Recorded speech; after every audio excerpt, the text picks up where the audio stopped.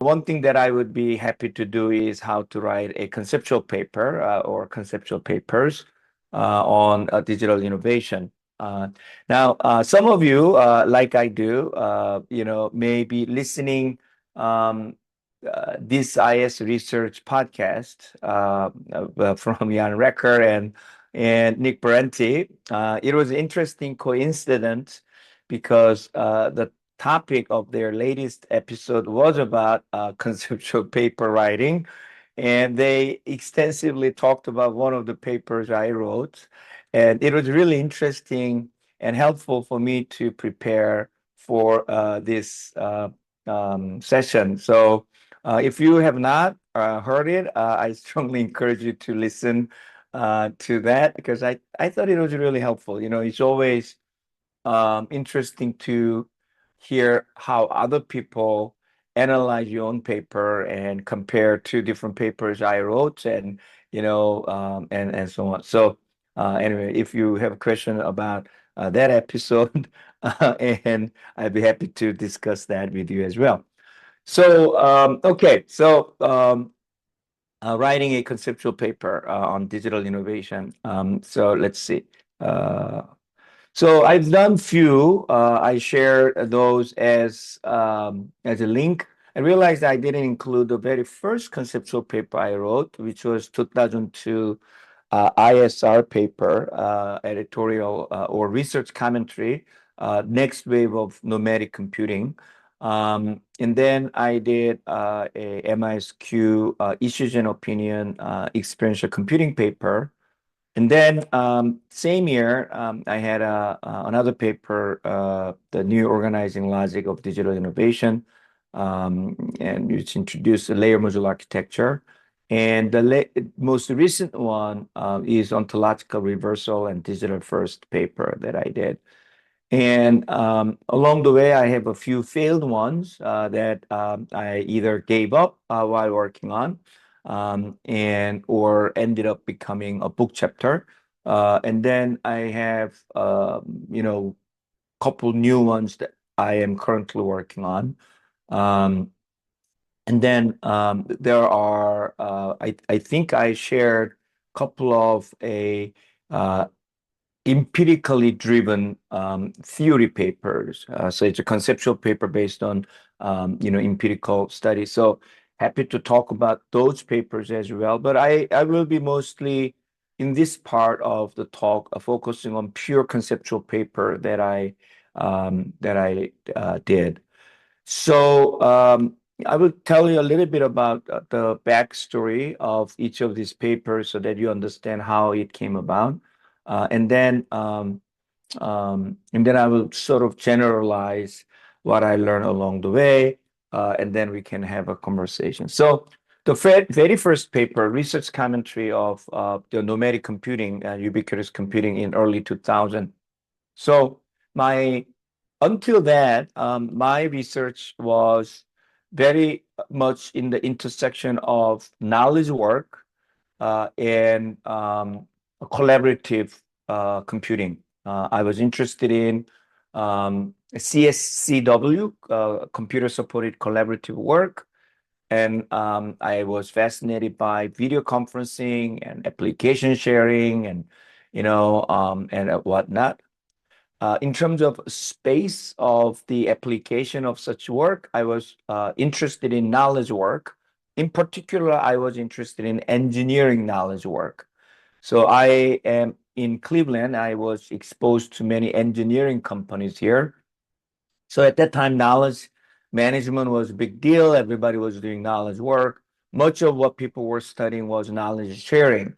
And I said, I'm really interested in knowledge creation. I didn't think about at that time that work would be connected to innovation, but it turns out that knowledge creation by engineers often lead to engineering or innovation. So that's kind of like a one angle. Um, so I was working on how technology is enabling, constraining, reshaping collaboration among people who are doing very complex cognitive work. Uh, Carly joined case along the way. He came from Finland, the land of mobile computing. So we decided that we should collaborate, and so we started talking around 2000. I think he arrived in 1999 or 2000, um, uh, around that time. So I said I'm very interested in collaborative knowledge work, and I'm interested in collaboration technology. He said the future of collaboration technology is going to be mobile technology, mobile phone. I said, okay, let's then think about it. So we started reading a bunch of mobility related papers. A lot of them came from HCI, the Human Computer Interaction. And and then we felt like there is an opportunity to create a mini track at MSIS on mobile knowledge work.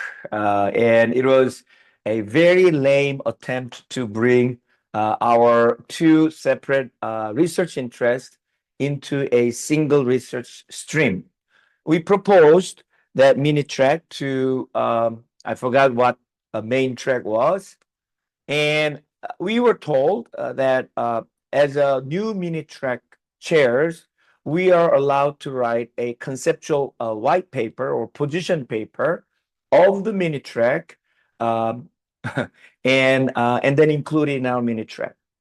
So we wrote a very first draft of what became this ISR paper for MSIS, and then submitted to our own mini track. What happened was nobody else submitted anything to our mini track, so the mini track was canceled, and our position paper was reassigned to another mini track, and mini track chair there didn't like what we wrote and rejected it. So we did something very few people managed to do, which is getting rejection from MSIS. And Kali and I sat down and said, this is an honor, which rarely happens, and this must be a really good paper. Let's send it to ISR. So, and we sent it to ISR, and a few iterations later, I believe Isaac Bambaset was accepting senior editor in chief, and that's the story behind my very first paper, conceptual paper.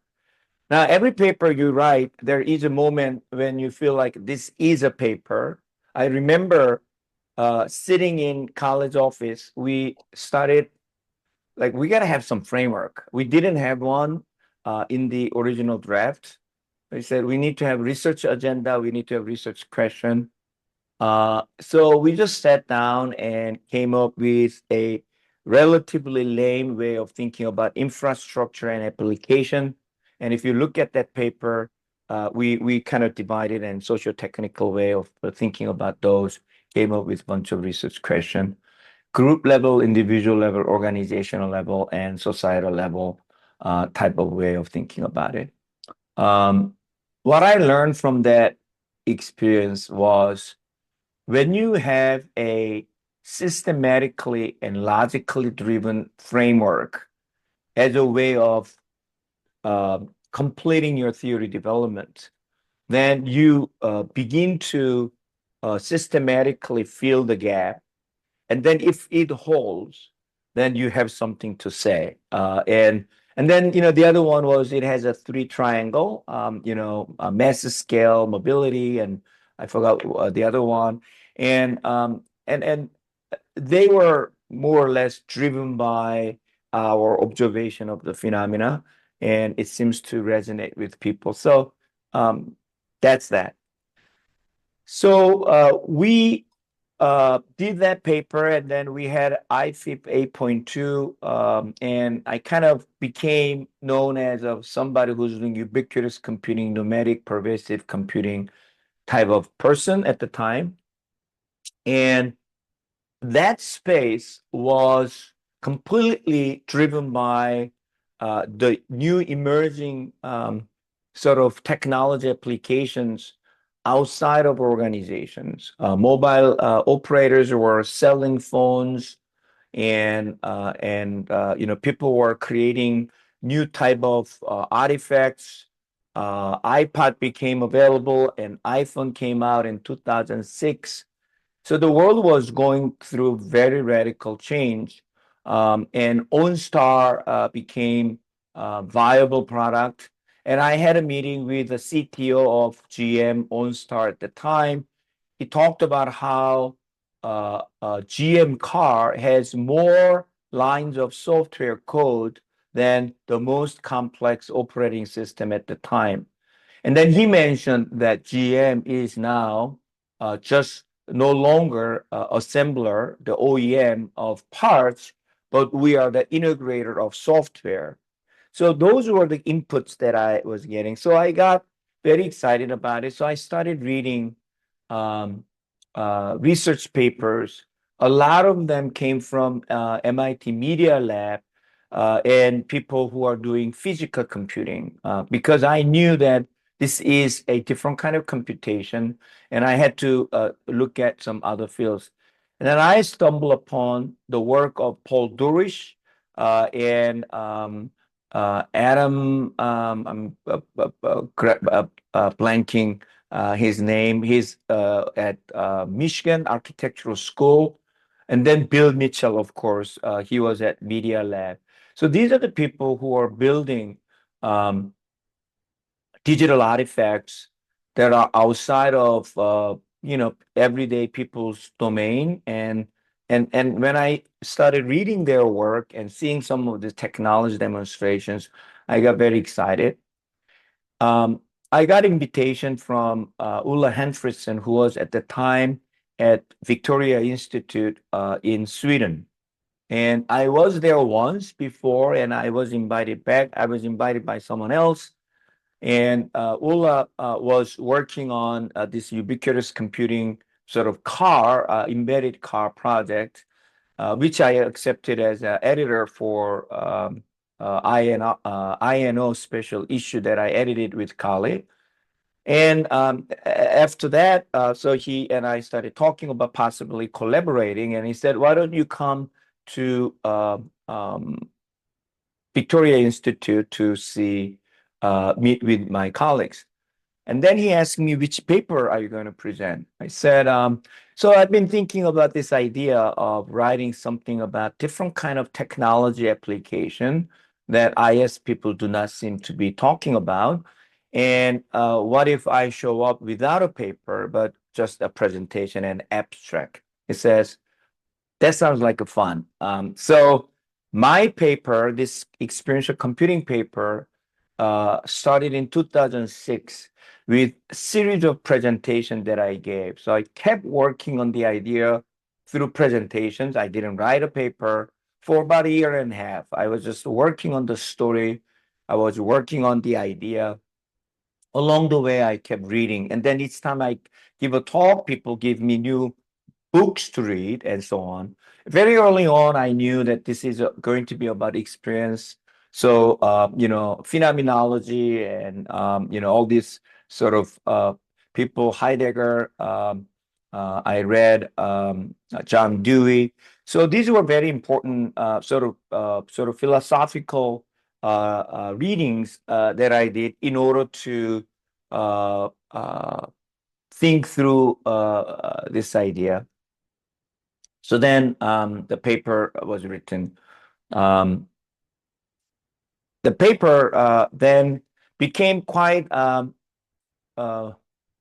well known, without actually being formally submitted, because I was giving presentations at many different places. Uh, at At that time, the three editor-in-chief of our three major journals asked me to submit the paper to their journal, and then I chose to submit it to MISQ. I didn't know the problem at the time was what's the format of a submission? I had no idea because it's a different thing.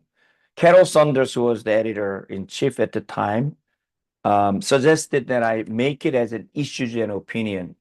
And she said, that you have an issue with our field based on your observation of the phenomenon that is taking place, and you have an opinion about it. So it is a perfect paper to write as an issues and opinion. Now I have no idea what issues and opinion meant, but now I know what it means, right? So you need to take an issue with our field, and you need to have an opinion about it, and then you write about it. And it happens to be that I have some theoretical opinion about what our field should be doing.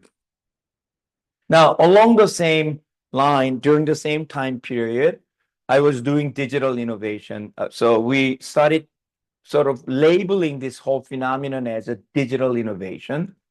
I didn't use the term in experiential computing. It was more focusing on the technology itself. Now, when I presented that paper at some places, some people told me that why I was wasting my time doing this type of paper. They didn't see that being any relevant. It was daydreaming type of things. Now, shortly after that paper came out, Google Glass came out, and I was like, this thing is happening faster than I thought. So that was like a first hint that I got that this is real. Shortly after the paper was published, Samsung Electronics uh, summarized that paper into one-page summary, circulated to their entire executives, and said, this is something that we need to pay attention to. So, I felt like it is on something, and that's one of my favorite paper. It took a long time, and after first round submission, I got a review back, and my hard disk failed, and the only copy I had was a printed hard copy, and I could not recover my file. So I was in panic. I spent 6 months trying to recover the file, and I didn't think about retyping the whole paper because I had physical copy of original version. So the revision took a long time. Because of that, the paper almost didn't come to exist. Uh, the third paper, along the way, I was working on it. We did an NSF report. We did a workshop. We did a report.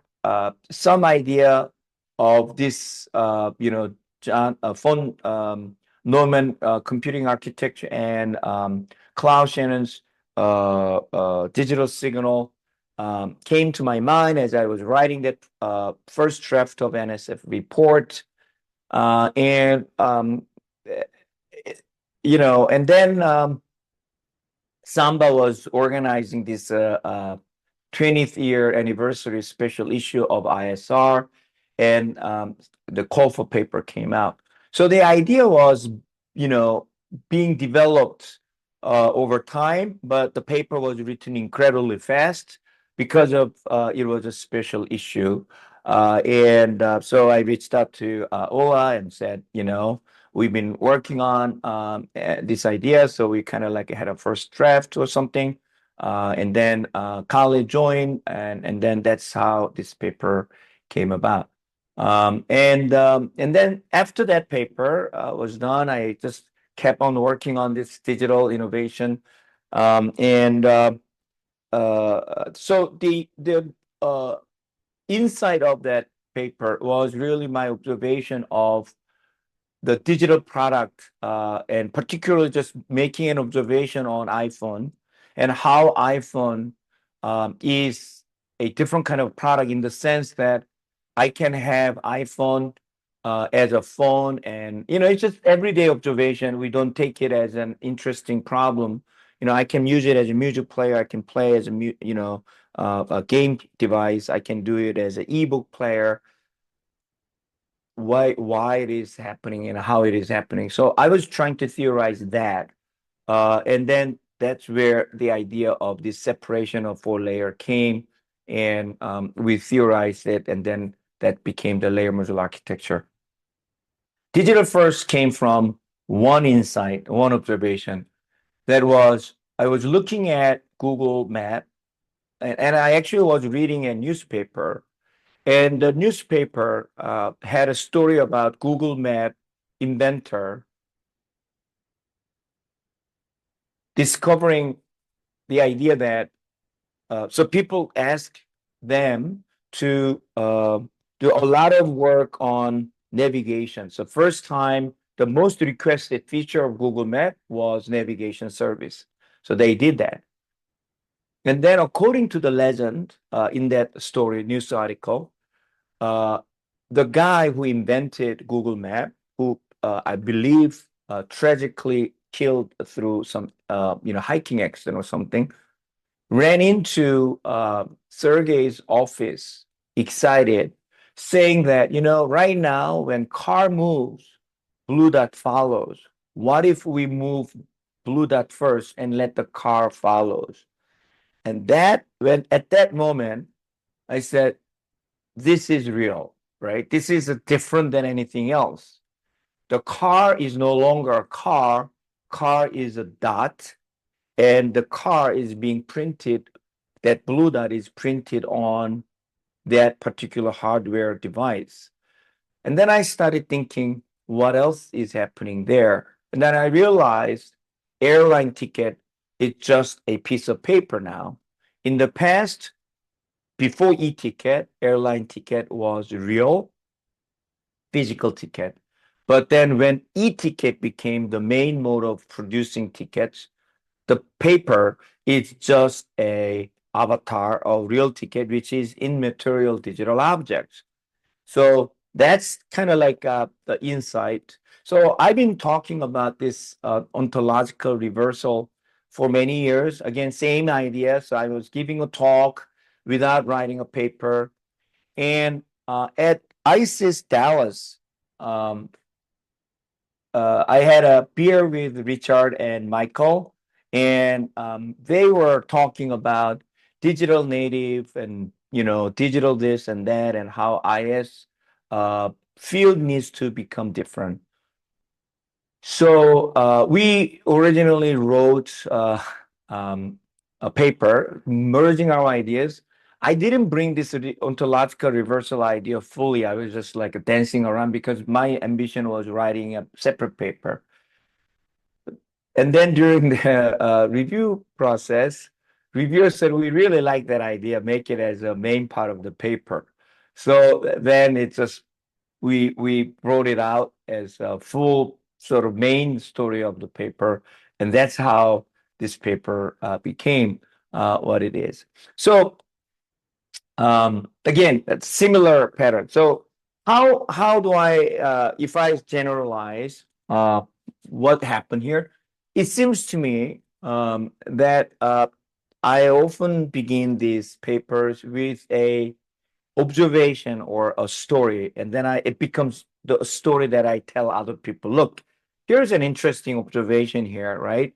Whether it is OnStar, meeting encounter I had, or a dog shit girl I read on, newspaper and mobile phone, surveillance economy, or iPhone, the evolution of camera. So I make these observations, and I keep thinking about it, and I keep reading. So I'm interested in, blogs on technology. I'm interested in gadgets and technology innovation. So I follow this sort of, what is happening in the real world. And it's more like a hobby in a way, but I kind of like think about it. And then I begin to see some larger pattern among those stories. And then sometimes I seek out patterns. So, is there some other things? So in the digital innovation, the experiential computing paper, uh, I started thinking, okay, so we are digitizing stuff, right? And then it is relation to the physical reality. So I started looking at patterns, larger patterns. Are we digitizing products? Are we digitizing our, sociality, relationality? Are we digitizing our movement in time and space? So I was seeking deliberately at this point some larger patterns across different domains of applications. once I feel there is something that I'm looking for some theoretical inspiration, but it's not linear, by the way. This almost happens at the same time. I am interested in different sort of areas. I don't really read IS articles, to be honest, unless I actually have to read them.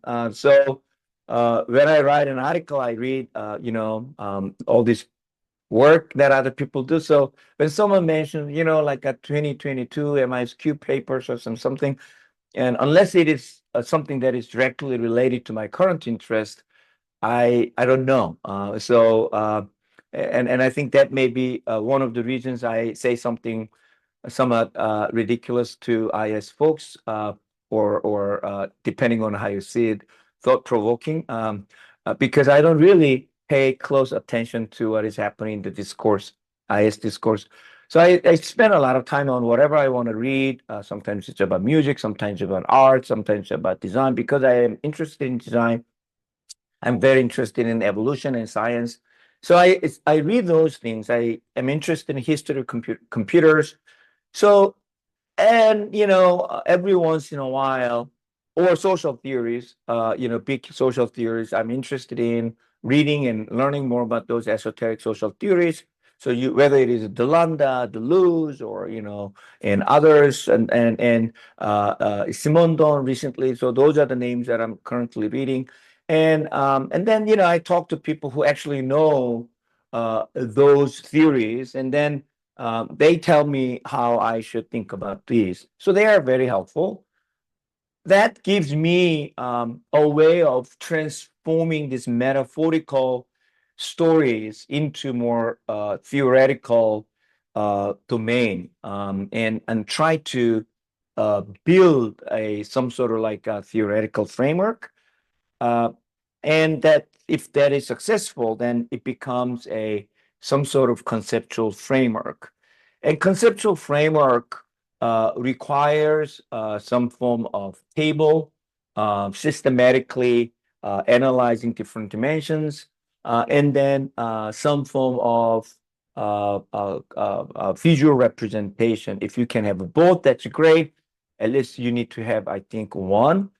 Table seems to be a good one. Like Carl Weick said, discipline imagination as a theoretical exercise. Creating a table allows you to create some kind of like a permutation.